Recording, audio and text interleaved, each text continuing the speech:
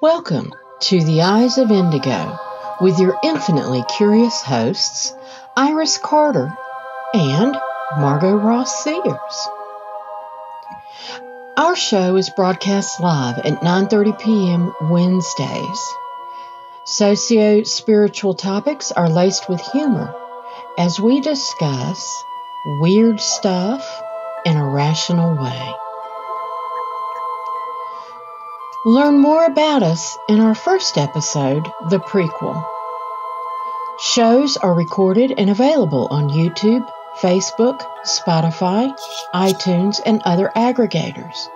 A keyword searchable index is at iriscarter.com/EOI directory. Share ideas and comments in the program chat or by email. Be sure to like, subscribe, and share our show. Let us know you're here by typing your hello in the comments because we are thrilled to welcome you as we begin another adventure right now. Hello. Hey. Sorry, we had dogs barking. Hello. Okay. Well, I want to say welcome to our listeners. And it's hard to know who's out there. So if you're here, please be sure to say hi. And it was weird. I was looking at the way it was set up in the system, and it looked like I had 3 different things on. Okay, it looks like everybody's showing like they're supposed to. So I just wanted to make sure that that people were able to tune in and all that good stuff like they are, because every once in a while we have technical difficulties. So if you're watching, say hello in the comments so we know you're there. And Margot couldn't be with us tonight. She's helping her mom tonight and doing some things. And so I invited my daughter, Elizabeth, and her husband, Daniel, to join me. And they're going to share some stories. In fact, what we've got is we called it Haunting Stories.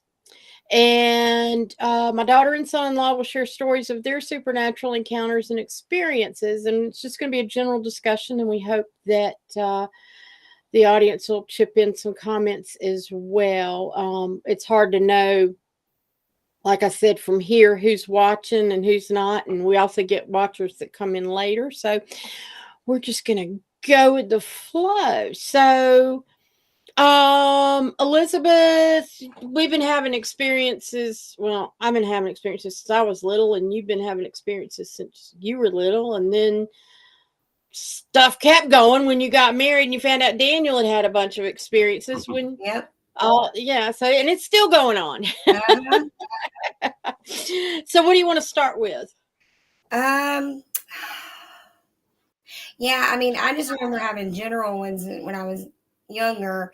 I don't really remember a lot of details. And I know once we got together, I guess one of the first ones was one of the first houses that we rented together was an old farmhouse.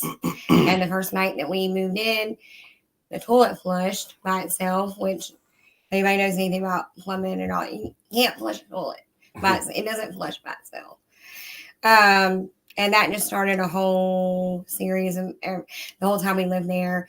Upstairs was the energy upstairs was almost took your breath away. And anybody that stayed up there, when we had friends come over, they would never stay up there again. Because y'all's bedroom was downstairs. Yeah, our bedroom was downstairs. And it wasn't like something in particular happened upstairs. It had felt just a presence. Almost like somebody watching you, or like you're just like you're not wanted up there. Yeah.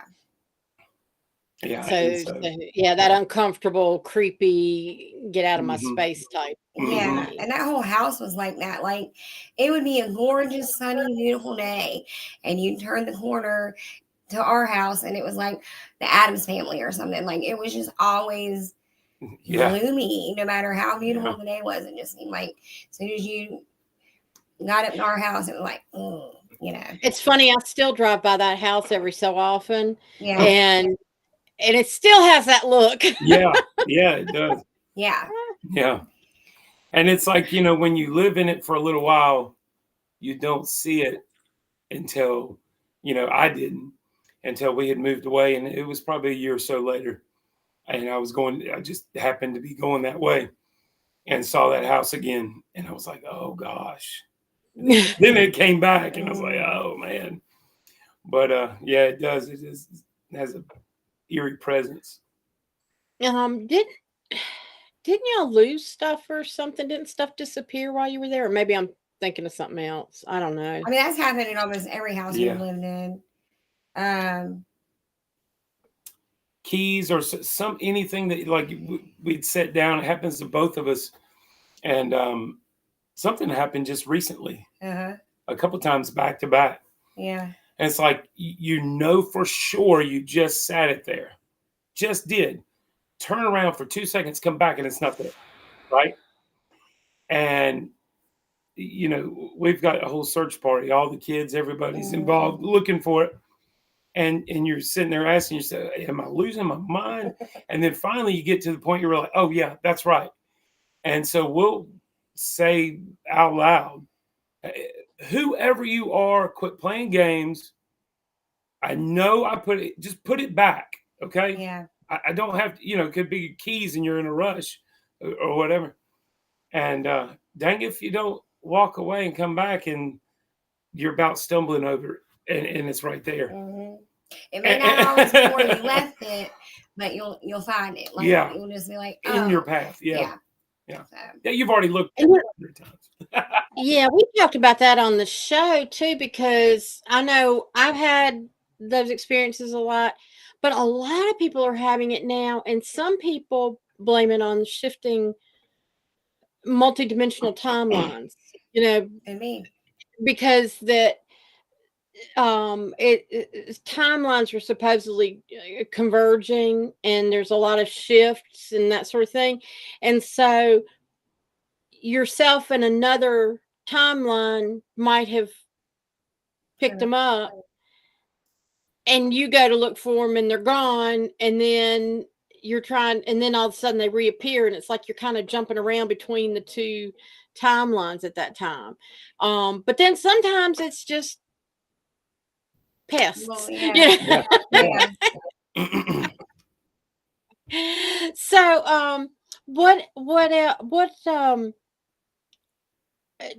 talk about some of you had some experiences when you were younger, Daniel, right? When you were like living with your dad or whatever. Yeah, and you know, some more things are coming to mind too. Probably some of the earliest things that I remember happening at a young age was I was probably 6, 7 years old. We were living in Farmville at this time, and we lived in an old farmhouse that was on a huge plot of land, you know, surrounded by farmland, Farmville, right? And this is in North Carolina, Eastern North Carolina, for anybody who doesn't know. And you know, there's rumor of, you know, slaves and Indians, all this stuff that's going around there. So, you know, if some activity be going on, wouldn't be out of the norm really. But we had a pit bull, and he was huge. His name was Huey, right? And we kept him in the house because we had something going on with the pen that we were keeping him. We had a big lot, but something broke, and we had to keep him in the house. And we took off and had left for just a few hours, right? And this was a 2-story house. We had him upstairs in my brother's bedroom, okay? We come back, and that dog evidently had got so freaked out, he had jumped out of the 2nd-story window. And we saw him, he was running around in the yard. He, you know, how'd you get out here? And then noticed the window. And a couple other weird things happened with animals there too. We had a cat that was about like Garfield, big old fat cat, really cool. And he come up missing. And you know, he was always outside. He'd come in the evenings and stuff, but he never ran away. You know, we had him for years, but he'd come up missing. And me and my brother were playing one day, and we're running across this field, which right beside our house, and they had just disked that road, that whole field up. Well, there lies the cat about halfway through the field, and it got chopped up by the disker, like, you know. So it wasn't a dumb cat. He could, it's not like he wouldn't have heard it or seen it coming.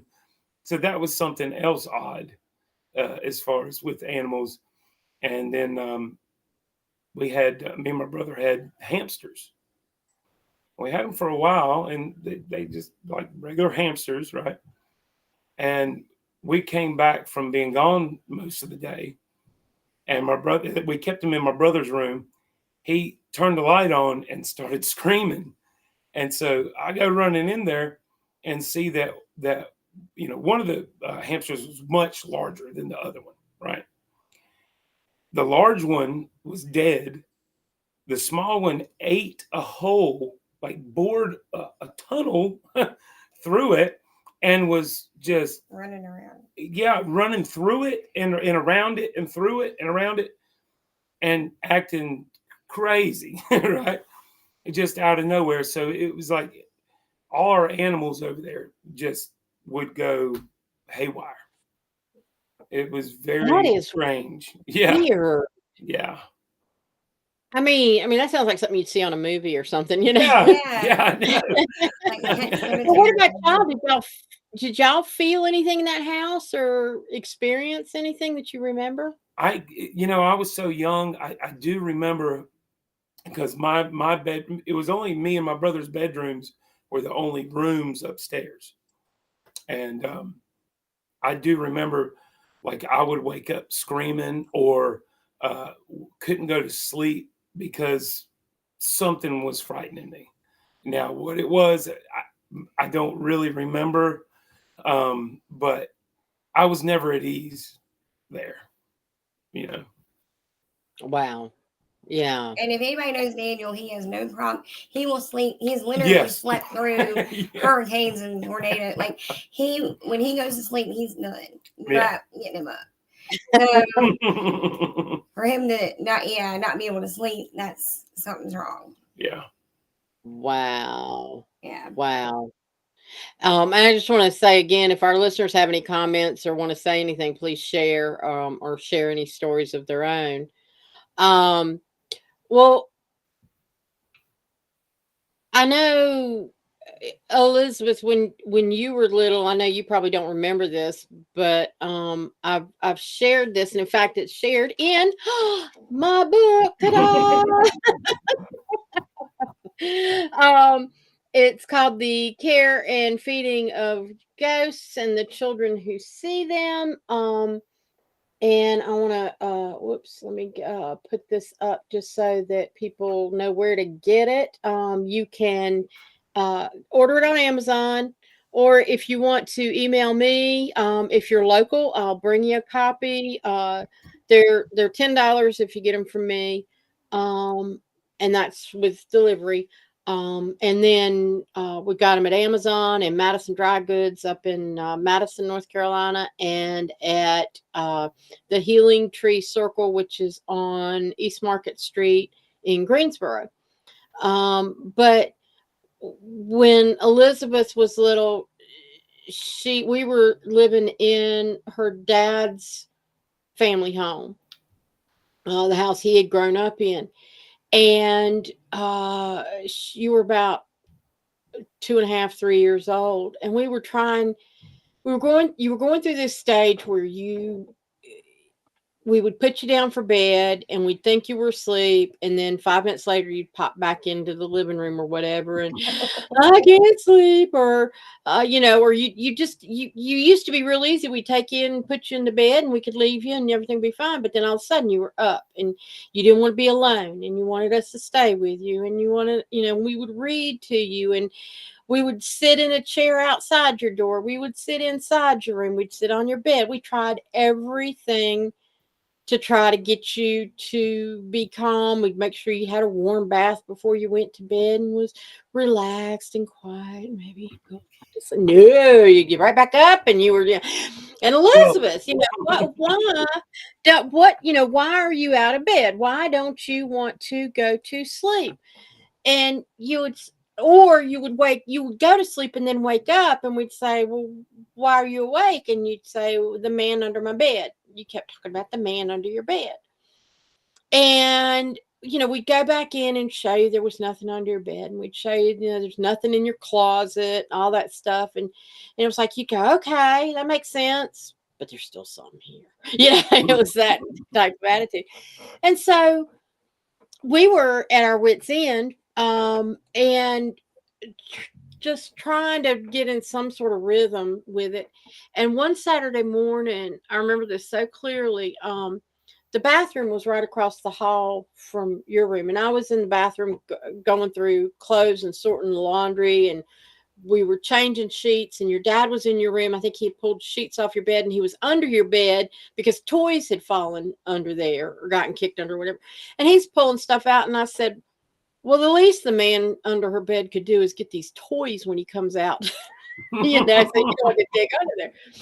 And then it just hit me, and I said, Elizabeth, you haven't seen our wedding photos from when Mommy and Daddy got married, have you? And you said, no.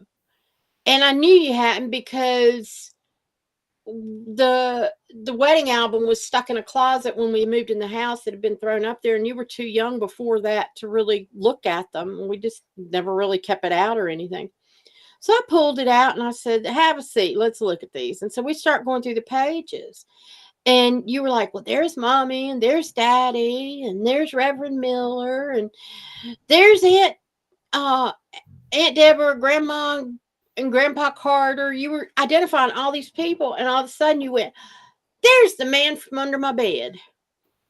And I was like, oh my God, really? And you're like, yeah. And I turned the page. I said, is that him? And you said, yeah, that's him. And you were so excited because we knew we actually had pictures of the man from under your bed. And it was your dad's father. And he had died in that house in the bathroom across the hall from your room. And even when you were, right after you were born and we brought you home, well, before you were born, we knew your grandfather was around. Because there was one time I was pregnant with you, and I had been on bed rest, and your dad, it was Christmas Day, and my parents and your dad's mom were all driving down. We were living in Greenville, North Carolina at the time, and they drove from Greensboro to Greenville for Christmas morning. And I think my grandparents too. But anyway, your dad and I were sitting at the breakfast table. We knew they'd be arriving at any moment. And from where I was sitting at the breakfast table, it was just, I could see our Christmas tree out of the corner of my eye in our living room. And your dad and I were just kind of sitting there having a quiet conversation. And there was a bell. It was a 3-tiered bell that was hanging on the tree. And we heard it ring. Well, we heard a bell ring, and it was like both of us kind of looked at each other, and then it rang again, and it was like a ding, ding, ding, ding, ding, ding, ding, and it was like we looked at each other, and I said, that came from the Christmas tree, because I wasn't even thinking about it being that bell.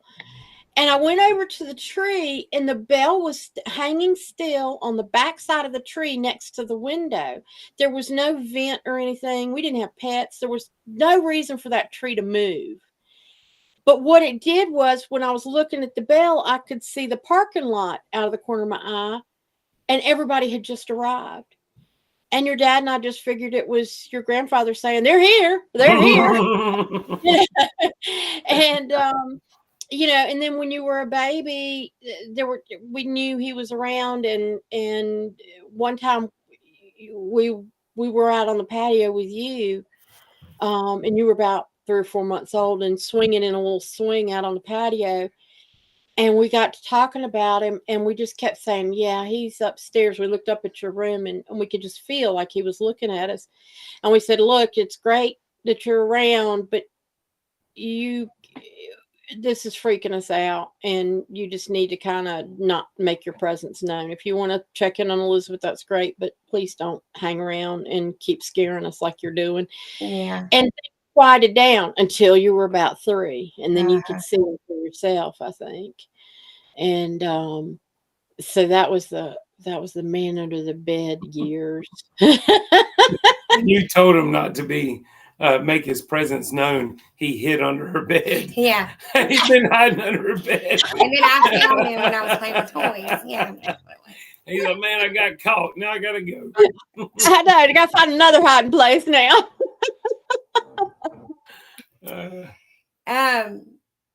Yeah, we had to do that with his mom passed away. What, Jackson's 11, he was about 18 months old when she passed away. And I guess about 6 months or a year after she passed away, Kelsey, kind of same thing. She didn't want to sleep in her room. She didn't want to, like, her room was bothering her. She didn't like being in there alone and all that stuff. And I think we kind of figured it was her. Like, and his mom was very high strung. Yeah. And a lot of energy, a little wacky. Oh, yeah. And I could just see her, like, not trying to scare Kelsey, but like, oh my God, you know, like, just so excited. But Kelsey's like, oh, you know, because she was, what, 6? You know? Yeah. So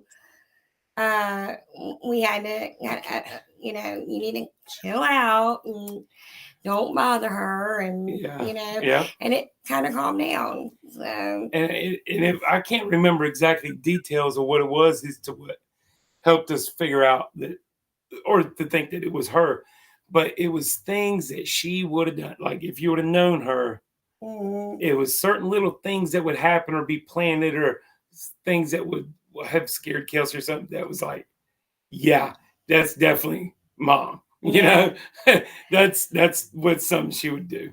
So when I think you came over, Mama, and we kind of, and I did some saging, and and there were times where I knew she was around. One time I was coming to y'all's house not long after she died, and it was for a holiday, one of the holidays. I think it was Christmas. And I could feel her around. And I just want to say, hey, Lisa and Donna, I'll get to your question in just a second. I could feel her around. And then all of a sudden I knew she was sitting in the back seat of my car. And she was going, oh, I'm so excited. This is so much fun. Oh, this is how she get, you know, that, that laugh she had and everything. And I was like, Carla, I'm glad you're enjoying it, but you gotta chill out. Oh, okay, but I'm just so excited. I'm like, Carla, you can't ride with me if you're gonna keep this crap up. Bring it down. And she finally she kind of drifted off, and I'm sure she was around that day, but I was like, oh my God. I know. Let me see. Okay, Donna says, in the fall of '96, we moved into a home that had a ground pool that had an in-ground pool. The following summer, we noticed that our outdoor furniture around the pool would be moved. We didn't move it, and our neighbors didn't see anyone in our enclosed backyard. Many things like that happened that summer. I quizzed our neighbors several times if anyone had died in our house. The answer was always no. Unexplainable things continued to happen for several years before I found out from 2 sources that a young diving instructor dove into the shallow end of the pool and broke her neck. Not a very good instructor. Wow. She lived for several years as a quadriplegic before passing away from pneumonia. One source was a man who helped her out of the pool, and the other was a Ouija board. They both confirmed her first name. That is interesting. Yeah. And then the fact that I guess now she could move, she was going to put the furniture where she wanted it. Yeah. She's letting you know you had it in the wrong spot. Yeah. She's used to having it one way, and, you know. Yeah. But diving instructor, and she jumped in the shallow end of the pool. Yeah. That's interesting. Used, or she think it was I don't know. Some people think they're invincible too. She probably thought she true. could do it. True. She said, "Oh, alcohol was involved in her diving." That makes sense. You know, I was getting ready to say I've seen people dive in the shallow end before, but it was always drinking. Yeah. Yeah, that's a sad story, but yeah. thanks for sharing, Donna. Yeah. Wow. I mean, can you imagine being at your house or being in the swimming pool and you're out there floating on a floaty and all of a sudden you feel somebody next to you and there's nobody there, maybe the water splashes. No. Oh my goodness. Well, there was an interesting story. One time y'all were living over near Blues Creek and you had that trailer. Yeah, I think that with the woman that you said. So give the background on the woman and Daniel and then tell the story. Okay.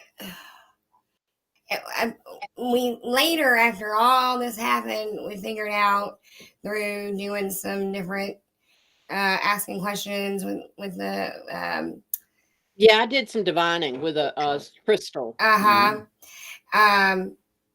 That stuff was happening and y'all were trying to figure out who it was. It was things like I would be in the bathroom taking a shower and nobody was home, and I would distinctly hear my name being said, and it sounded like Daniel. And then it would be like the other way around. He'd be in, alone and distinctly hear me calling out for him. But nobody was, neither one of us were around.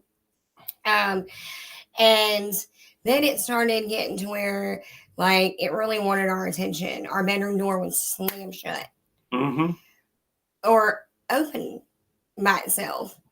And then it got to where I could say, "Open the door," and the door would open.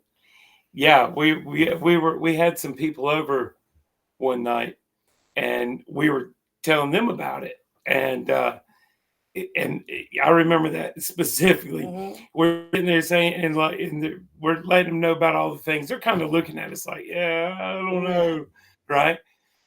And Elizabeth said, "Yeah, that door right there will open and shut sometimes, just random, and like slam in it, or and it's not like the heat and air unit turned on, or there's a fan on, or windows are open. It just, there's no reason for it, right?" Yeah. And right as she's saying that, the door, it was almost like you'd pushed it shut and it latched, but didn't quite latch, and it just went pop, and it opened up a little bit. And then they were like, okay, right? And Elizabeth was just being funny. She's like, "Shut that door. I didn't ask you to open that door," or something like that. And dang if it didn't start creeping back shut. Yeah. And then we're like, okay, maybe the first time, like, this is coincidence, So she kept asking, "Open the door, shut the door," and it just kept doing it, waiting different, periods of time in between, and it would move with it, and they were believers by the time they left. I tell you, it was something. But apparently it was a woman that had been with Daniel in a past life. Am I remembering that correctly? I don't remember exactly. I thought it was somebody he knew. A female that had some sort of connection with me, and she wasn't she wasn't jealous. She wasn't like trying to hate on me or anything. Like, she was just with him. She just wanted to make sure he was okay. And now that you said that, I think it was a past life, because it was like, did you know somebody before? And I mean, like earlier in your life, and you really hadn't been, wasn't in anybody that in depth. And this woman had a definite feel to her age, being like in her 20s or something. And I remember. So I think it was a past life type thing. I remember. I think it was a past life, and she just stayed with him. And what's really sweet is I remember feeling her. My bad. Oh, hold on. I remember feeling her around up until we got married. When we got married, it was kind of like she let him go. Yeah. And it was nice. And she never, I never got any sort of bad feelings about her or was scared of her or anything like that. So that one was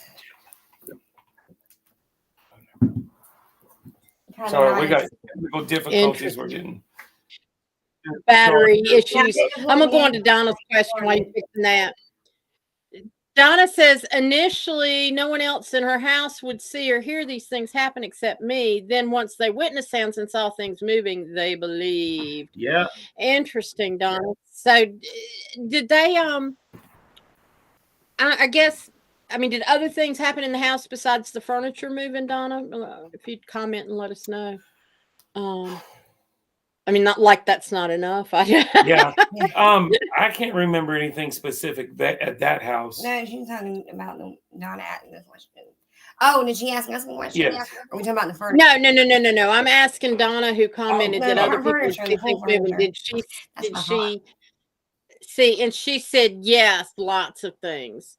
So wow, yeah, and it gets interesting when stuff starts moving around. And Yeah. when I was a teenager, I had an aunt. It was my dad's sister, and she lived in Pennsylvania most of her life, or all her life, and she had breast cancer that had metastasized into her bones, and so we knew that she was going to die. You know, her days were numbered, and this was back in the 70s.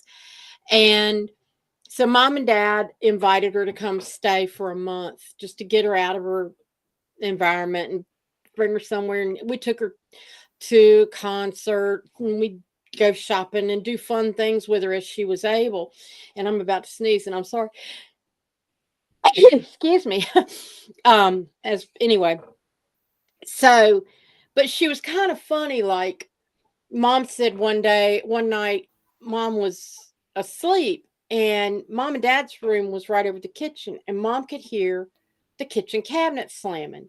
So she went downstairs, and she quietly went downstairs and saw my aunt in the kitchen, same cabinet, just opened the door and slamming it, and opened the door and slamming it. She was wanting somebody to keep her company, but didn't want to. It was a passive aggressive move. And so Mom said, "Are you looking for something, Alice?" And my aunt went, "Oh, yeah, well, it's okay. I don't know what I want. I'm just looking around." So Mom talked to her for a little bit and then was able to go back to bed. And then she stayed in the guest room right across the hall from my bedroom. And we had these louvered closet doors that were metal. And if you didn't know how to open them, or you weren't used to moving them in their tracks, it was hard, and they would rattle, you know. I remember those And things. so I would hear my aunt in her room when she first got there, she would be trying to open them, and you know. And I said, you know, Aunt Alice, let me show you. And I'd go and I'd show her how to open it. And I think most of the time, after a couple of times of doing that, she just kind of left them cracked so it was easier to open them. And so, okay, so she goes home. Months later, she dies. I was in my room and I heard those closet doors. Nobody's in there, you know, dog's not there. Nobody. And I just kind of looked, and I stepped into the hallway, and I was like, I knew she was in there, you know, and the door was kind of half open, half closed. And I was like, I don't even want to step in there. Yeah. And Mom comes out from her room up the hall, and I looked at Mom and I said, have you seen any signs of Aunt Alice around here? And Mom goes, oh God, is she bothering you too? She had been slamming the cabinet doors again, like the night before. Mom had heard her Oh, Oh, slamming the gosh. God. cabinet doors again. And so, so we just kind of went, we know you're here. Thanks for checking in. Bye. Yeah. Now, Let me see who what Donna was it says that here. would that did Grandma's earrings? I can tell that story. Yeah, in just a second. Donna says the walls, scratching sounds, cold air, things being moved mischievously. Yeah, weird stuff, Donna. That must have Oh, been interesting. wow. Yeah, we were living in a house, which again, in my book, Yeah. we had a there were lots of things that happened there, and we figured out it was the woman that had lived there before had died when her children were young. She had cancer and died. And so evidently with my sister and I being in the house, she was coming around and looking and seeing, oh, good children to look after. But Dad was in bed. This evidently was early in our sightings of things. And remember, my book is based on the fact that I didn't know until we moved out that there was nobody there. I mean, that there was somebody there. I mean, my parents would say, oh, no, there's no such thing as ghosts, or no, there's not a ghost in this house, and didn't want me to be scared.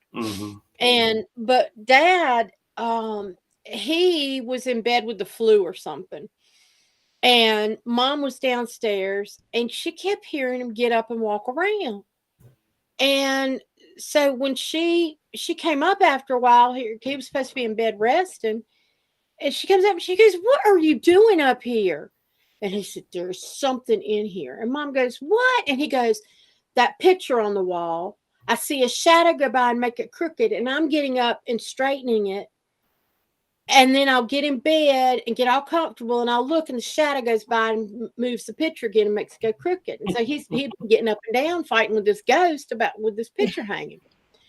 And Mom said, as Mom got in bed, and she said, well, if there's anything in this house, I wish it'd prove itself to me. And when she did this for all her years, she would sit on her side of the bed, kick her slippers off so they would just be sitting on the floor right by her bedside, and swing her feet up and get in bed. Well, the next morning, she wakes up, slings her feet off the side of the bed, and goes to put her slippers on. And there's something between her slippers, and she looks down, and it was her earrings. And it was this kind of earring, but I don't know if you can tell, it's got the little hook, but it also had a latch that you would squeeze the back to hook it so it would secure it. Yeah, the latches were closed. The earrings it was earrings she was wearing when she went to bed. They had been unhooked, taken out of her ears, hooked back, and were both laying perfectly on the floor between her slippers. Wow. And Mom looked down, and she said to my dad, she said, Glenn, this isn't funny. And he said, what? And she said, this. And he rolled over her side of the bed and looked down. He goes, I didn't do that. And she said, you're kidding me. I guess you got your proof. You asked for it. Yeah. And Dad wouldn't have had a way to have gotten, that would have taken a lot of tedium to have been able to have unhooked those and gotten them out of her ears and put them down. Plus, he swore, we would talk about these stories through the years, and he was in his 70s, and he still said, I did not do it. Well, he was sick. He didn't care nothing about it. Yeah. And that just wasn't his person. I don't think he would have done that anyway. No, that's just not, that wasn't his way, to do stuff like that. That just would have been too involved. He would have found some other way, something silly. Yeah. And then Mom saw her later, right before we were getting ready to move out. She was vacuuming the floor, and she kept seeing her out of the corner of her eye. But she finally shut off the vacuum and turned around and said, I wish you would just leave me alone. And she disappeared and never bothered Mom again. And but yeah, we had lots of stuff happen in that house. Yeah. I mean, we'd go to, my sister and I, we would do our homework at the coffee table. The living room was at the bottom of the stairs, and the coffee table in front of the sofa was a good place to sit on the floor and do your homework and everything. Well, I'd leave papers out. My sister would leave stuff out. And Mom would tell us before we go to bed, you need to pack up your book bag so everything's ready in the morning. And you know how kids are. And they don't do it. But we'd get up the next morning, come down, and our book bags would be packed, ready to go.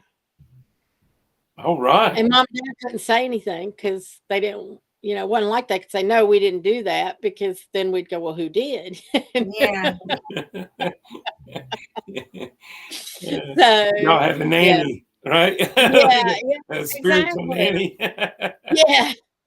Which, if I don't know if I would have been any happier if I had known, or maybe if Mom and Dad hadn't have been so freaked. I mean, they were kind of freaked and they just didn't want to deal with it. And so they just kept saying, nah, there's nothing there. But this woman, she would wake me up at night. I was terrified. I mean, absolutely terrified. And I had other things happen in the house. It's all in my book. Yeah. All the other stuff. Shameless publicity. Okay. So tell us, what else? Do you know, I have a question, Elizabeth. One of your friends found somebody after they had committed suicide. Yes. Did that friend ever have any visits or experiences with that person afterwards? Oh yeah. I figured. To this day. Really? Well, she shows up, but nothing major, just, shadows, or just knowing that person's there, or things like that. I mean, she's never told me anything out I think she said she's woken up a few times and had her, seen her standing there. But yeah. Donna asked, are certain people susceptible to having these experiences? Yes and no. Anybody can have them. But a lot of people will explain it away. They just don't want to, they have no interest, no possibility of beliefs or anything like that. And two, I think it depends on how you view the world. I mean, ever since I was little, I knew there was more than meets the eye. And I questioned everything, and I knew that things were possible. I mean, I was communicating with trees back then and that sort of thing. But then there are people that grow up that think, this is everything that we, they're taught, what we see is what we see, and anything out of the ordinary is not possible. Yeah.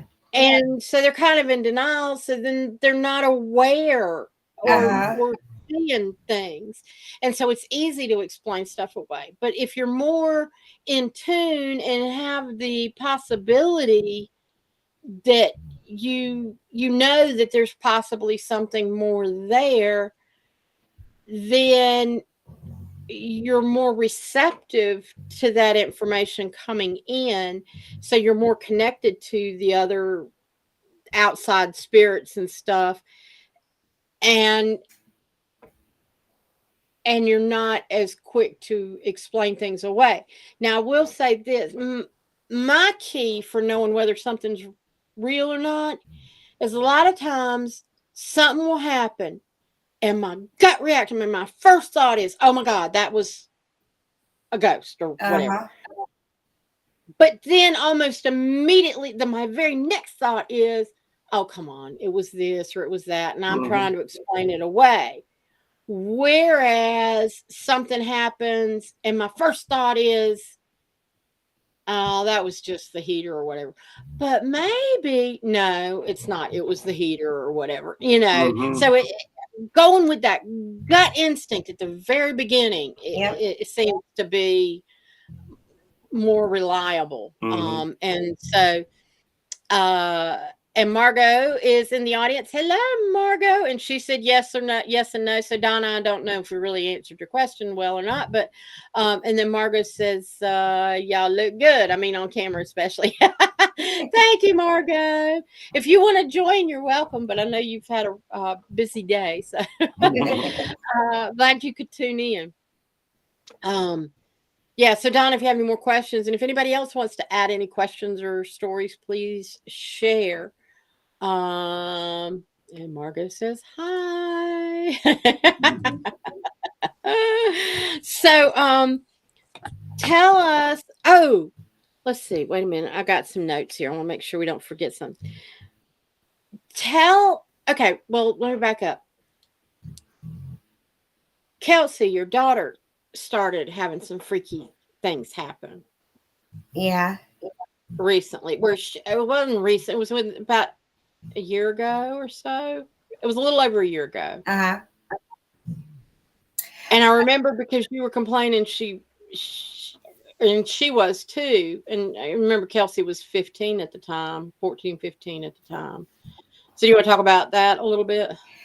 Yeah, it was sort of like when she was little, like she didn't want to sleep in her room. She didn't like hanging out in her room, and she's a typical teenager. She'll stay in her room on her phone all day if I let her. So for her to want to come hang out and watch TV with me, something was happening. But especially at night, and she started like where she, fall asleep watching a movie on the recliner, and then it got where it was more and more happening more and more. And I was like, honey, why are you not sleeping in your room? She's like, I don't know, something's going on in there again. Because we've had to stage her room a few times, and but we always thought either it was, it was someone that she knew, like his mom, or somebody like that, just making her feel uncomfortable, and yet she could feel it, but she didn't know exactly what it, who. But this one started like bothering her. She'd be asleep. She said she'd be asleep or trying to go to sleep, and she said she felt like somebody was right here. And she could like feel breath on her neck and stuff sometimes. And she just felt like somebody was watching her in her room all the time. She's never felt alone in there. But especially when she would go to sleep, once or twice, I know she said she felt like somebody sat on the bed. She could feel like somebody sitting down while she was laying there. So I was like, okay, time to sage. So I got a brand new thing of sage, and I did her room, and I got my crystals out, and me and her, I was like, just fill it with love, good thoughts, positive thoughts, love. Just, we're just gonna try to get this taken care of. And so I did that, and then I was like, you know what? When I did it, it was almost like I could feel it pushed out. But then it was in the house. It was in the hallway. It was in the living room. So I just went ahead and did the whole house. And at a certain point, the sage like blew up almost and busted a glass that I was like an ashtray. It was an ashtray. Mm-hmm. So it wasn't like I was doing regular glass that the heat would make it buzz. It was an ashtray, so it was built. And very thick. Very thick. And it was right when I had gotten done saging the whole house, and I had saged everybody, and it was my turn. And it was like that last, I guess, hold on to like not getting rid of it, whatever it was. Mm-hmm. And it made the glass bust. When I was in a closet. Well, no, that's when the sage like exploded. Mm-hmm. And into a bunch of pieces, Mhm. and which I know when it gets low, it can fall apart, but it was still half. I mean, it was weird. And yeah, and then when I got out and saged, and I was handing it to Kelsey to sage me, it just exploded everywhere. And but my kids, without missing a beat, I love them. They just picked up little pieces of sage and like little pieces of glass, and was like, make sure they got you saged anyway with the little yeah. One of the things, I know you called me in at one point, and I think one of the things we figured out was I had gotten a dress. I had picked up a dress for Kelsey to see if she'd like it. It was at a secondhand shop, and it was a really cute little dress. And kind of doing a reading on it and everything, we think it would belong to a young woman who was attached to the dress and then had died. And so she kind of came along with we didn't know what we were getting with that dress. So that was interesting. And then Donna, she said that we answered her question. And Margot, did y'all talk about Iris remote viewing for her client? Margot, I'm not sure which one. Are you talking about? Can you ask again? Gotta be a little clearer. I don't know. I mean, yeah, I've done remote viewings for people. There was one. That was a guy who was he lived in Atlanta. I think that might be the one she's thinking about, because that's the one I'm thinking, where he saw stuff in his kitchen. Yes, he had he knew he was possessed. And had contacted me. Well, he contacted another friend of mine through, looking for somebody in theta healing. And that friend referred him to me because she was uncomfortable with the situation. And I was like, spirits are spirits, who cares, and so I talked with him, and I could see there was like a demon or a dark spirit attached to him. And I described how it was holding on to him. And it correlated with how he felt physically, and all that stuff. And I got it off of him and backed off of him. But the thing is, it was giving him confidence that he had not had before. It would tell him to do things that he wouldn't do on his own, but he felt more confident because he was being backed up, And so, and I worked with him for a few sessions, but one of the things was he needed a therapist, like a regular therapist, to deal with some of his own insecurities and that sort of thing. I could only get so far. And I said, if you want to reach out to me after you've done that, that's fine, but I'm not going to keep taking your money, kind of deal. Well, yeah. And then what, spirits like that they latch on to that kind of energy, and the ones that are kind of negative feed off of that. Yes, exactly. It's cyclical. And, the thing that I truly believe is that nothing can hurt you unless you allow it. Nothing can stay attached to you unless you allow it. And it may be subconscious. Sometimes you don't realize why how is this benefiting me? But, some people get off on the drama of having a haunted house, and they have no desire to get rid of, and it's like, because they get attention and they can talk about it. And they don't feel like they have anything else worthy to talk about. And it's like, anyway. So this guy, and we've met some like that too before. So know exactly what you mean. And so I was talking to him, and one time he had called and was saying that, things were better, but that I can't remember what he said, but there's still some energy around there, and there was something else going on, and he was trying to sort it all out. And so I started doing a remote viewing, and I said, I started describing where his kitchen was in relation to where he was sitting. And I asked him, I said, is your kitchen like right behind you to your left? And he said, yeah. And I said, go in your kitchen. And I said, and straight across I said, your stove and all's to the right. And he said, yeah. And I said, you got some cabinet space. It's like a U shape. The stove was at the end, and then there was cabinets. And I said, and you've got at the end of those cabinets some drawers? And he said, yes.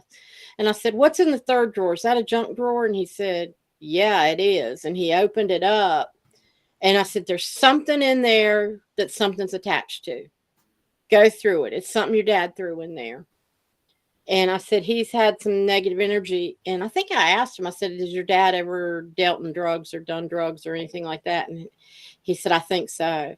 And I said, yeah, this is something that's attached to him. I said, so it's another entity that's around. And, he said he knew it wasn't attached to himself, but he knew something else was in the house. And I said, it came in through your dad, and it's attached to something that's in that drawer. So go through and clean out that drawer, or figure out what your dad threw in there and get rid of it. But I was able to tell him exactly where everything was. And it was an interesting experience. And I have done that for a couple of people on occasion. I did that for somebody in a class where we were remote viewing for each other. And I told her exactly what her house looked like. She was wanting to set up. She was wondering if she'd ever have an office in her house. And I started describing this room, and I said, you've got this room that has these windows, and you can see the trees outside, and it's a really nice open room to the side of the house. And she's like, yeah. And I said, that's going to be your office. And I see somebody else sitting in there being your assistant. And she might be a family member. And she said, my niece. And I said, there you go. And then I was describing where she could have classes, because she said she was thinking about having classes, but didn't know if her house was big enough. And I said, you've got a basement? And she said, yes. And I said, and at the top of the basement stairs is a door with windows on it that look to the outside. And she said, yes. I said, as long as you leave the basement door open and let that light come down the stairs, the basement will feel more open, and you've got enough room down there to have the class size you want and all that. And she's like, and I said, when you go down to the bottom of the stairs, there's like a little alcove there. And she said, yeah. I said, well, that's where you can set up your stuff and then have the rest of the class facing, and they'll get the sunlight coming down from the stairs, and she was like, oh my God. Well, where do you hide the cameras? Yeah. It's so hard to call these people and get those cameras set up and figure out who I'm going to be talking to. Yeah. No, that's amazing. That's amazing. But yeah, so and you don't know until you get that feedback from somebody if you're even hitting it. Mm-hmm. There was one guy that his mother came through and was standing in front of me, and I could see her, and she sort of reminded me of was it Sophie on Golden Girls, the mom? Yeah. Kind of short and that tight curly hair, and she wore glasses, and she was just kind of like real stern. And the guy I was reading for was very tall, and he was probably in his 50s at least by then, and this woman like she was about 70 or something. So I'm like, I know she's dead, but and I was telling him things about her, and he was just very stoic. Wasn't giving me any feedback. And I said, and there's this and there's that, and I said, I get the impression that she probably cooks really well, but she's kind of stern. And I thought, God, I sound like I'm talking about some typical Italian woman or something. Yeah. But I could see when I was getting all this information, and I'm telling him, and then when we were done, he looked at me and goes, my God, you described her perfectly. I know she was here. And I was like, now you did. Yeah. I would have said more if I had. Yeah. I was afraid to say too much because I was afraid I was going to be wrong. Right. Dang. I was like, okay, good. Yeah, I said a little short. Yeah. He said, yeah, that's her. Yeah, God. I'm like, he said, I'm so glad to know she kept her. And I said, so am I. So Elizabeth, what else? What other stories have you got? I'm trying to think. Well, you have any? What you wanted to tell? I got a couple. Yeah. You got Yeah. some good ones. Yeah. So me and my father lived in Greensboro off of Highway 29 when I was going to high school. And well, we moved in this little house. It was an older block house. I've started getting weird things happening. One of the first things was my bedroom upstairs. And things like this would happen a lot. Like there'd be a loud noise or a book would fall or something like right as I'm falling asleep.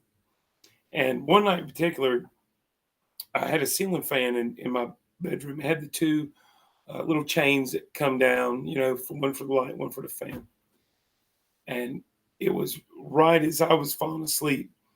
And it sounded like that chain pulled back and slapped the glass globe hard enough to chip it.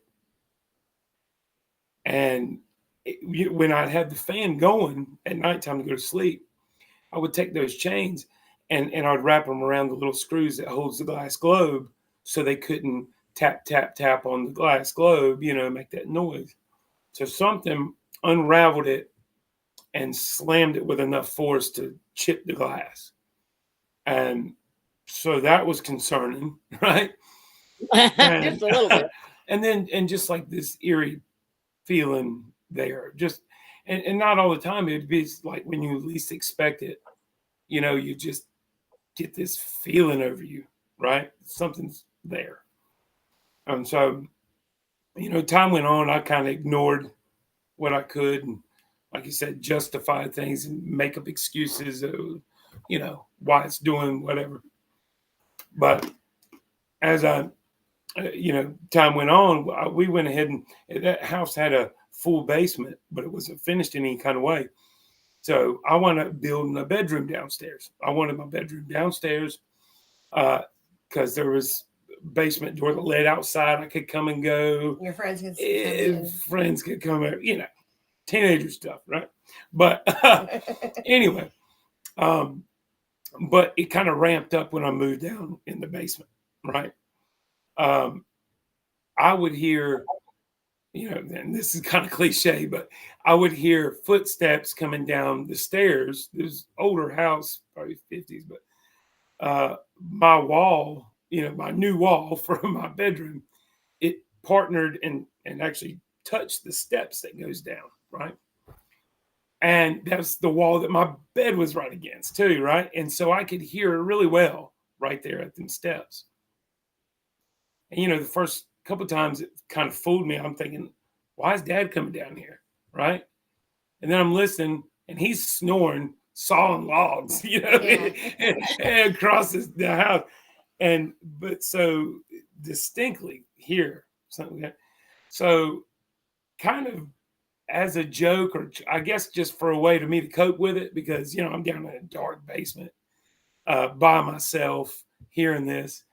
I named the ghost George, right? And what I would try to do was, I was thinking, well, if I act like I'm not scared, right? Maybe, it'll get the. So I'm like, George, quit it. I got to go to school in the morning. You're keeping me up. Leave me alone. Up or down the steps, pick one and stop, right? And damn it, stopped, right? So, and then it was like, every, maybe once a week or maybe once a month, it would do it again, and I'd yell at George, leave me alone. Well, it wasn't just when you were alone. Like I know, Jessica and them all said that y'all would all be sitting around talking, and you could hear George coming downstairs. He wanted to join the party. Yeah. So I'm like, yeah. So everybody knew George was in the house, right? So, but one night that was kind of the scariest thing that happened to me. There was, I was staying up late. This is summer, so no school. Staying up late watching TV, and Dad was on his recliner beside the couch that I was sitting on, and he's sawing logs. He's asleep, right? And we had a breezeway leading from our kitchen from the house that led to the garage, right? And in that breezeway, there was 2 storm doors, one that led out to the backyard, one to the front yard, right? And so I'm sitting there, and I all of a sudden hear what sounds like them 2 storm doors opening and shutting and slamming in unison and really hard, right? So I jump up and I run through the house, and I get to the door in the kitchen that leads to the breezeway, which was half glass, so you could see through it, but it's dark. As soon and it's still pounding, and as soon the instant I turn that light on and I'm looking, the sound stopped. The doors looked like nothing was disturbed, nothing was moving, and the sound went away. And that's when I knew for sure it's not like somebody was playing a prank. You know what I mean? They would have been halfway in the middle of slamming the door, light cut on, and then and then have to take off running. It was instantaneously, it stopped. And I was like, wow. I was like, George, quit it, man. You're scaring me. This is too much. Yeah, that is amazing. I can't, we could probably go back and figure out who it was and why it was and all that stuff, but it's just interesting, when stuff's going on. But it does get to a point. I think y'all have gotten to the point too, where it's like when something happens, I don't like being startled. Right. I don't want something jumping up in front of me and startling me. But when stuff happens, it's just kind of like, really, again, Yeah. Yeah. You kind of get numb to it. Well, not numb to it, but the shock factor isn't there no more. Right. It's like, okay, we've done been here, done this. So yeah. You're not scared. Yeah. Right. And that's what I try to tell people who, get all scared about. I said, you don't have anything to be scared of, because the people that get the stories you hear about people, Hollywood's done a lot to scare the crap out of us, but people rarely get injured or hurt or anything. My niece got slapped one time by a ghost, left a handprint, but other than that, there was some scary stuff that happened around that time. Again, in my book, but that is so rare, and you can make it go away. So anyway. But I hope these stories have been interesting. Appreciate folks hanging out. We are beyond 10:30. It's been a dream talking to y'all. Appreciate y'all sharing. Quick announcement. Let's take a look at what's coming up. Next week, Margot's going to be back with us, and we're going to give psychic readings. And then on the 27th, which is just before New Year's, it's The Path Taken, Iris's Journey. Margot's been after me to share some of my experiences and how I've chosen different paths, and kind of looking at how you decide which way you're going and what you're going to do. So, that should be an interesting chat, I hope. And so join us for next week's psychic readings, and then the next week kind of help plan your own paths, just using some examples I'm going to give. Also, don't forget, registrations are open now for the Heal the Healer Summit, which is going to be held on Emerald Isle in a resort retreat, nature reserve area. All expenses are included, except for an optional trip to the aquarium, which is only like an extra $12. all the prices, information, details, and includes your meals, your lodging, and then we've got speakers. We've got like about 19 different events, including 3 campfires and other stuff going on that's planned for that. It's a long weekend, March 21st through the 24th. That's a Thursday through a Sunday. And if you're interested, go to iriscarter.com and you'll see the Heal the Healer Summit in the menu. Click on it and get all the information. Maybe it'd be a nice Christmas gift for somebody. But definitely want to get your registration in and let us know you're interested. And if you have questions, you can always email me, iris@iriscarter.com. So with that, thank you again, Elizabeth and Daniel, for joining us. Appreciate you being here. And good night, everyone. Thank you for joining the Eyes of Indigo with Iris Carter and Margot Ross Sears. Remember to like, subscribe, and share this podcast. Music is Arcadia by Kevin MacLeod.